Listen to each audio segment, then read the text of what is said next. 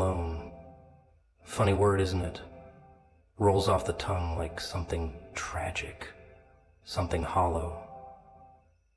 People hear alone and immediately flinch like it's some kind of curse. Like solitude is a disease they might catch if they sit too close. But what they don't get, what they never want to get, is that being alone can be the sweetest kind of freedom. No eggshells to tiptoe on, no fake laughs over cold dinners, no pretenses. Like solitude is a disease they might catch if they sit too close. But what they don't know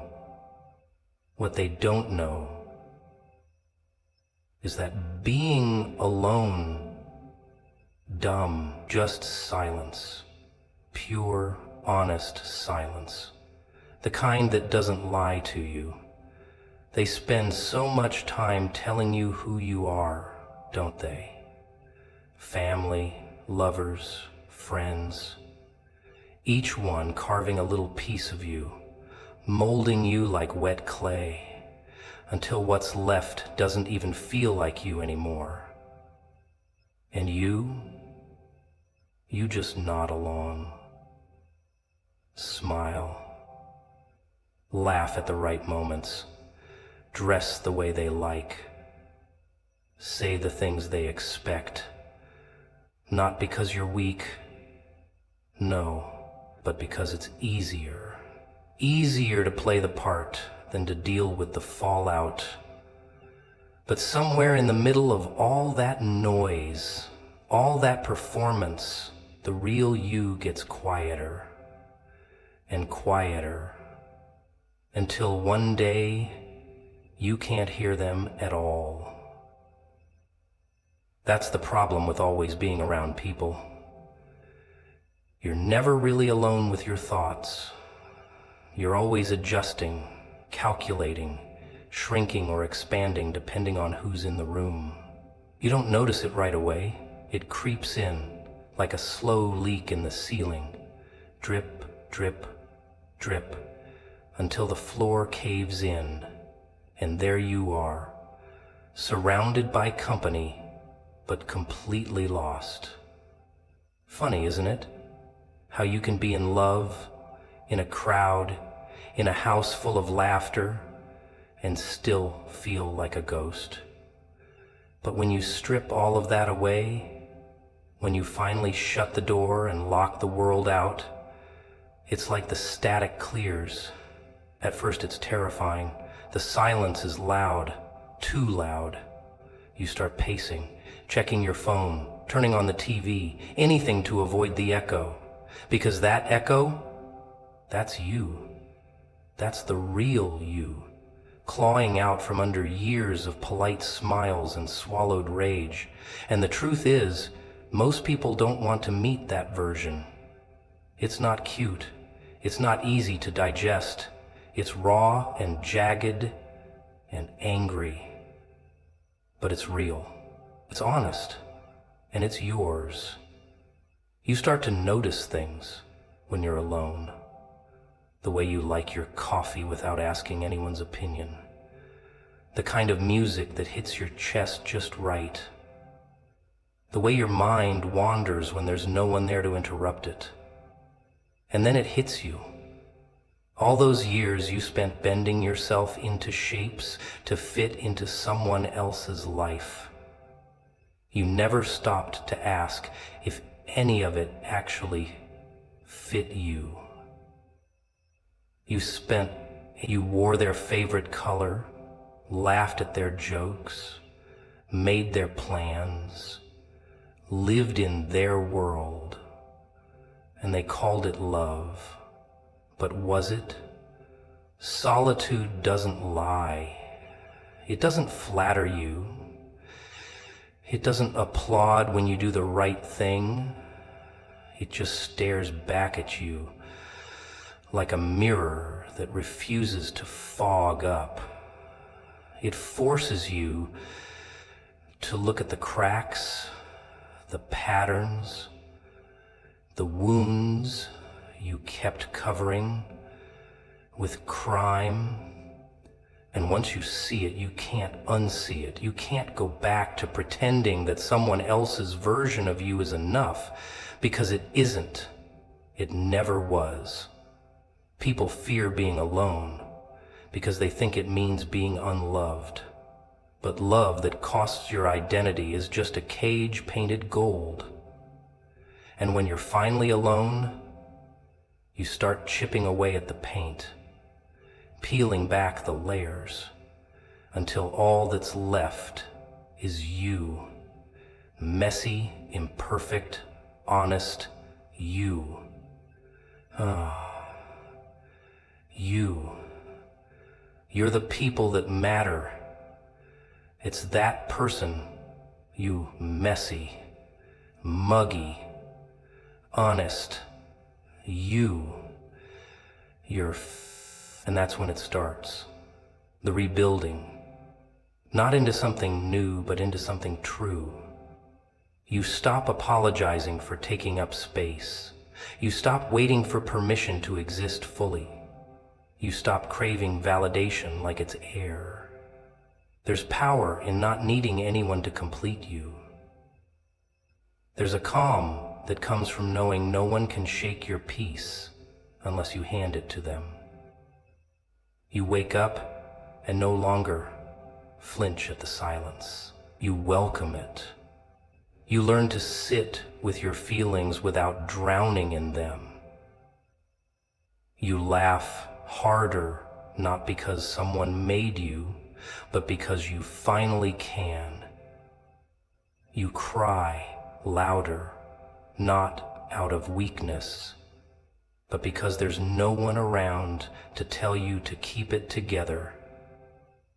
And you look in the mirror, maybe for the first time in years, and say, there you are. You ever notice how loud it gets when you're trying to stay calm in the middle of a storm someone else created? The kind of noise that doesn't come from the outside, no. It comes from inside your head.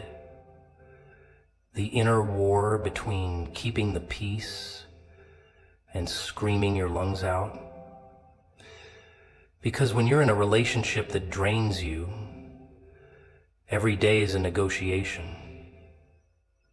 A little less of you for a little more of them. You make sacrifices, compromises. You tell yourself, this is love. Love requires effort. But somewhere along the line, it stops being effort and starts being survival. They ask, why are you so quiet? But they don't really want the answer. Because the answer's ugly. It's that you're tired. Not tired like I need a nap. Tired like you haven't felt like yourself in months. Tired like you haven't felt like yourself in months. Tired like you haven't felt like yourself in months. Tired like you haven't felt like yourself in months.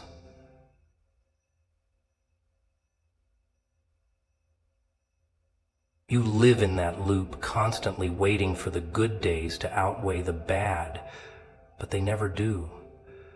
Or maybe they do just enough to keep you hooked, like a gambler feeding coins into a machine that never pays out. And still you stay. Why? Because leaving feels like failure. Because they weren't always like this.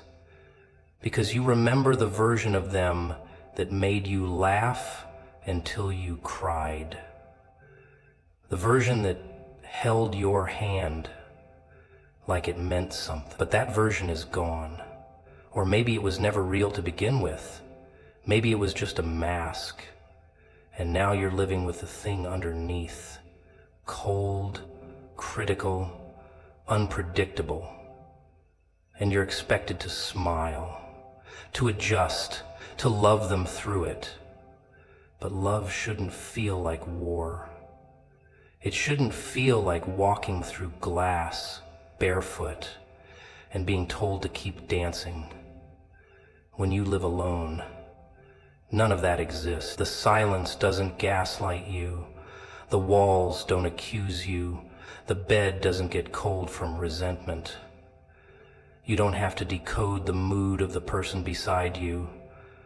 You don't have to rehearse your words before you speak. You don't have to pretend to be okay just so dinner doesn't end in another argument. You can breathe. For real. Deep, slow, unclenched breathing.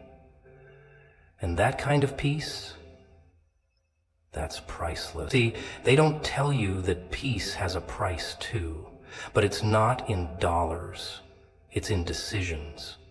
And the hardest one is choosing yourself over a situation that once made you feel safe. Because even toxic love feels better than no love when you've been conditioned to accept pain as part of the package. That's the trick. That's the trap. You grow used to chaos, so when peace finally comes, it feels boring, unfamiliar, like something must be wrong. But nothing's wrong. That's just your nervous system learning how to relax for the first time in forever. In a peaceful life, you learn what you actually like, what makes you feel alive, not just less dead.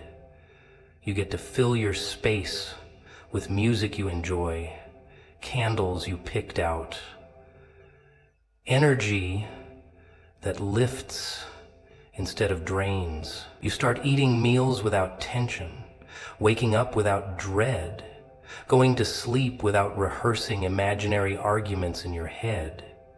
And the more time you spend like that, the more allergic you become to people who make your heart race for the wrong reasons. You stop craving adrenaline-fueled highs followed by soul-crushing lows. You stop romanticizing passion when what it really was emotional whiplash. You stop defending their behavior to your friends. Stop rewriting the story in your head just to make it make sense, because it doesn't make sense, and it never did. You just didn't want to admit it. But when you've lived in peace, even for a little while, going back to chaos feels like choosing to drown after learning how to swim. So people call you cold, distant, guarded, good. Let them. Because what they're really saying is that you no longer allow yourself to be a doormat.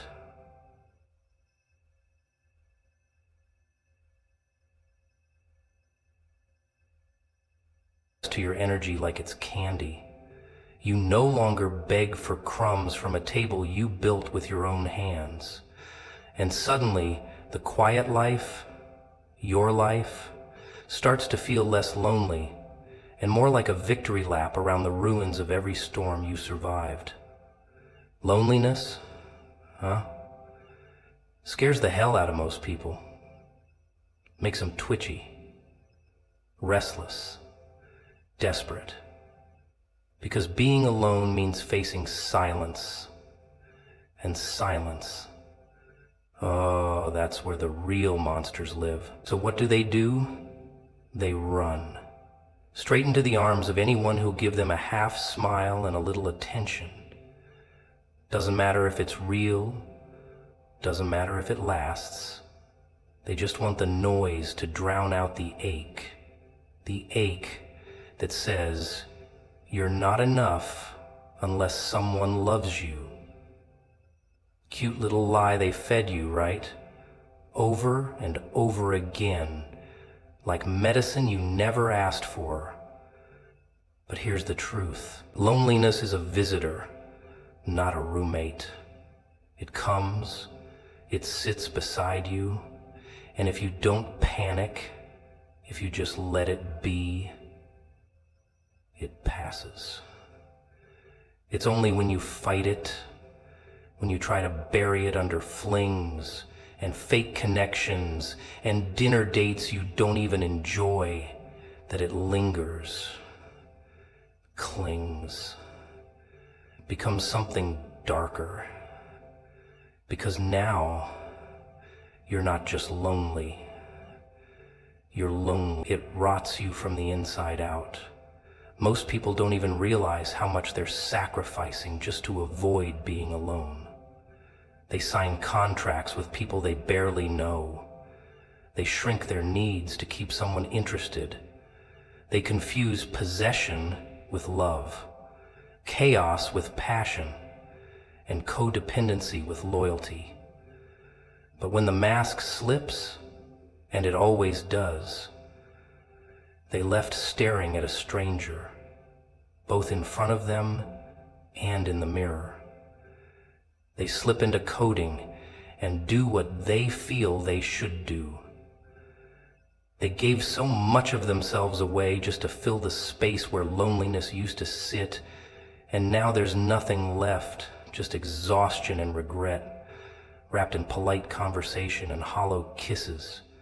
Funny thing happens when you stop running from loneliness. You start learning from it. It teaches you where the holes are, the cracks, the little gaps in your soul that you've been patching up with temporary people and shallow validation. It shows you what you actually need, not just what you crave in a moment of weakness. You stop trying to be the perfect partner, the perfect friend, the perfect anything. You just exist, raw, unfiltered, unapologetic. And it stings at first, but slowly, it starts to heal. You look around and realize that the quiet isn't trying to kill you. It's trying to reintroduce you to yourself. The parts of you that were too loud, too sensitive, too much for the people you tried to impress. And in that stillness, you start finding your own rhythm. You laugh at your own jokes. You dance in your kitchen with no music playing. You take yourself out and stop checking your phone like it's going to save you from feeling alone, because you're not. Not really. Not anymore. What no one tells you is that the loneliest place in the world is lying in bed next to someone who doesn't see you. Saying, "I love you," with a lump in your throat because deep down you know they don't mean it back. Smiling through dinners that feel more like interrogations than conversations. That's real loneliness. That's the kind that gnaws at your insides while the world claps and says, "You've made it." And the saddest part? Most people accept that as normal. But when you've faced loneliness head on, sat with it, wept with it, screamed at it, and lived to tell the tale, you don't settle like that anymore. You don't tolerate lukewarm affection or breadcrumb attention. You don't stay where you're tolerated instead of celebrated. You stop chasing people who treat you like an option and start walking like you're the prize, because you are. Not in the fairy tale sense. Not in the everybody's special lie they love to whisper, but because you've done the work.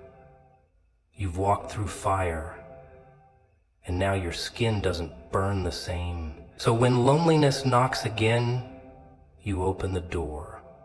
You pour it a drink. You say, "Welcome back, old friend.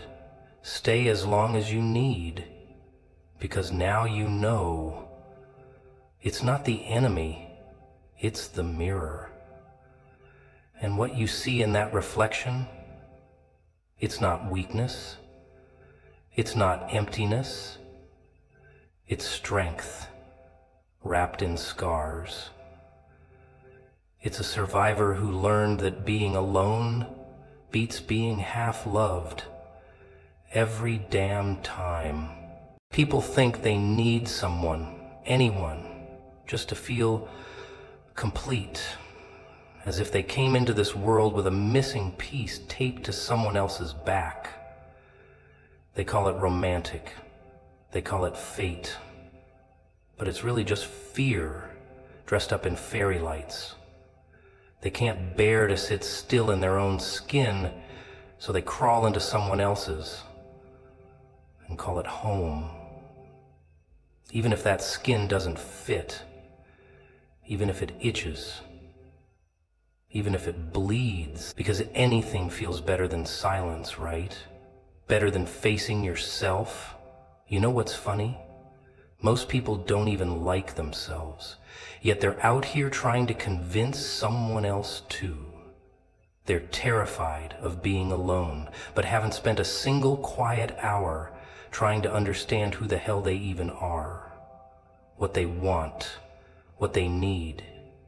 They just grab the first hand that reaches out and hold on for dear life, hoping it'll keep them from sinking. But here's the catch. Sometimes that hand is the anchor, not the rescue. They say love hurts, but it's not love doing the damage, it's the fear behind it. The fear of losing, of being abandoned, of not being good enough. So they tolerate the little things, the snide comments, the cold shoulders, the passive-aggressive digs that chip away at the soul like water on stone. And they call it normal. They laugh it off with their friends and say, relationships are hard work. Sure, so is digging your own grave one spoonful at a time. And then there's the applause. Oh, the sweet, suffocating applause. People love a couple that looks good on paper.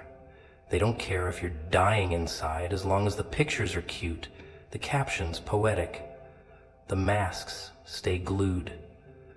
But behind those doors, it's quiet.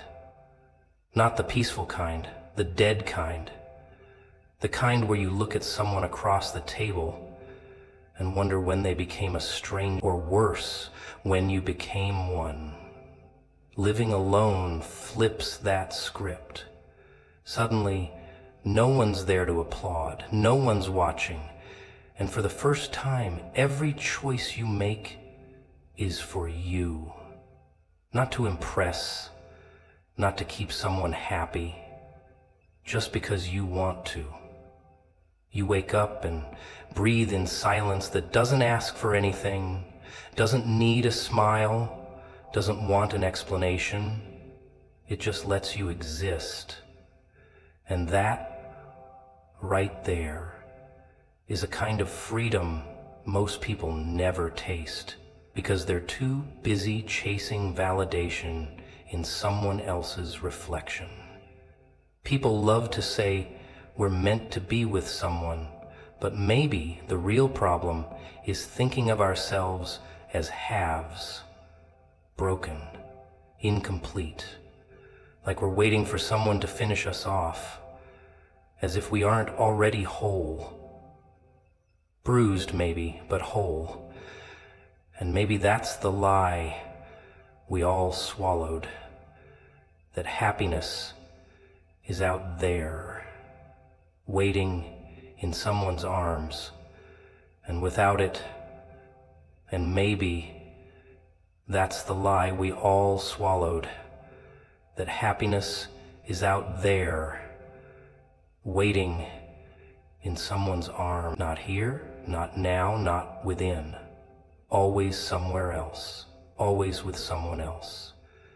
And so they settle for comfort, for convenience, for anything that numbs the ache of being with themselves. They stay in lukewarm relationships like it's some kind of badge of honor, as if endurance is the same thing as connection, as if surviving is the same thing as thriving. But there's a quiet violence in staying where your soul is shrinking.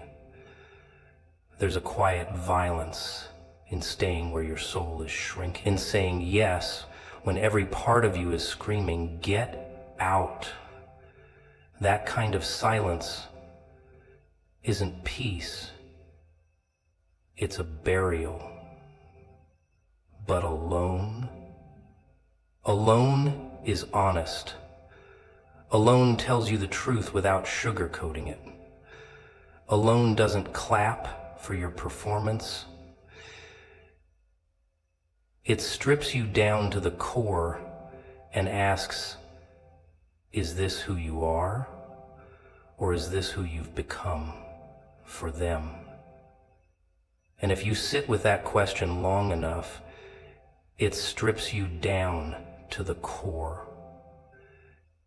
And the difference between love and dependency, between connection and captivity, between being cherished and just being convenient.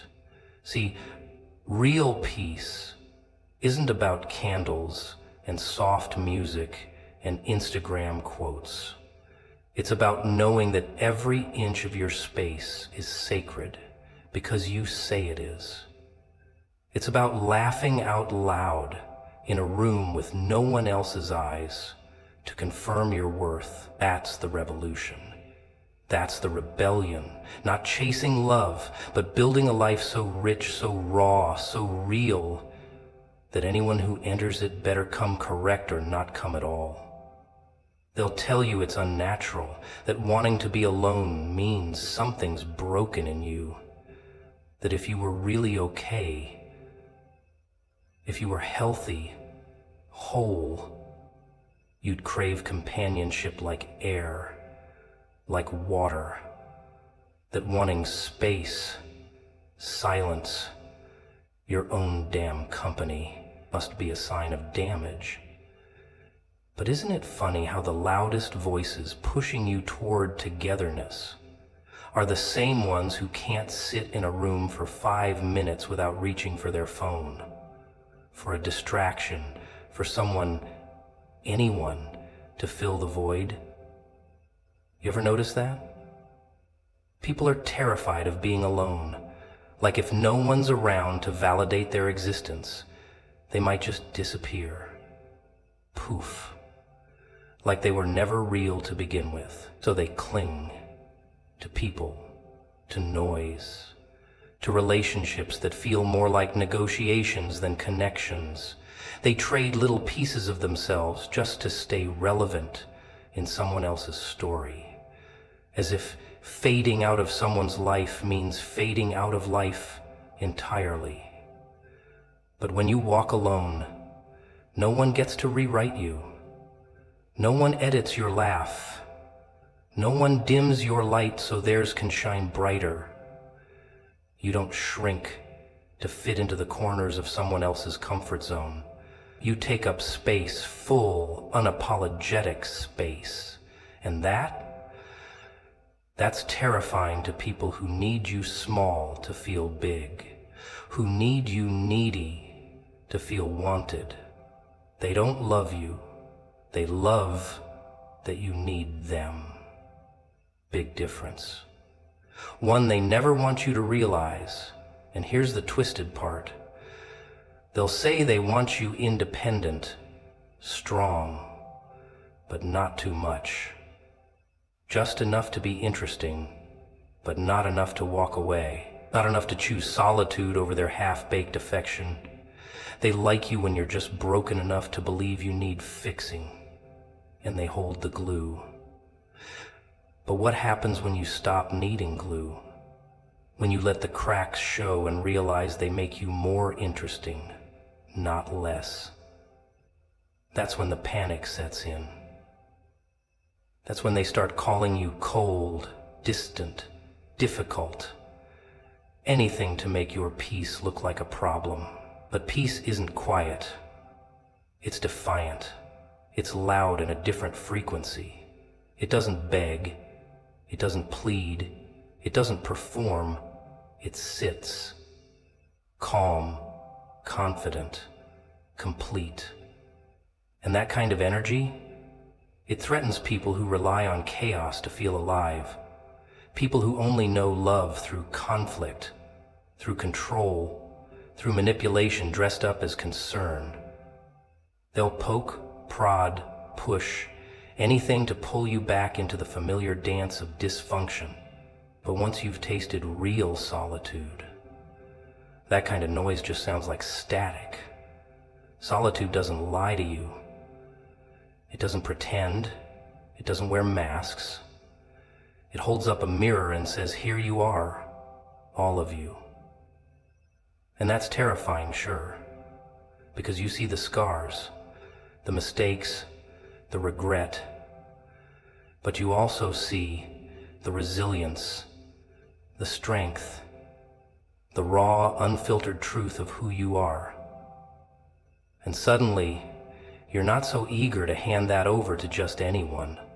You become selective, not out of arrogance, but out of awareness. You know the cost of your energy now. You know what it takes to rebuild it. So you stop tolerating lukewarm conversations. You stop entertaining people who treat you like a pit stop on their journey to self-mistoration. You stop explaining yourself to those committed to misunderstanding you. You raise your standards, not out of ego, but out of survival, because you've built something sacred within yourself and not everyone deserves access to it. You begin to love differently, not from desperation, not from loneliness, but from overflow. From a place so full that love becomes a gift, not a transaction. You give freely, but not foolishly. You protect your peace like it's the last match in a dark room, because it is. And once you know what that light feels like, you won't trade it for temporary sparks. No matter how pretty they seem, you won't trade it for temporary sparks. No matter how pretty they... You don't hate love. You just don't worship it anymore. You don't make it your identity, your goal, your savior. You make it a choice, a real one. And if it comes, fine. If it doesn't, also fine. Because you're not waiting, you're living. Fully, fiercely, alone, but never lonely. And that scares them, because deep down they know you've figured out the secret. That being alone, you've figured out the secret. That being alone isn't a failure, it's a revolution.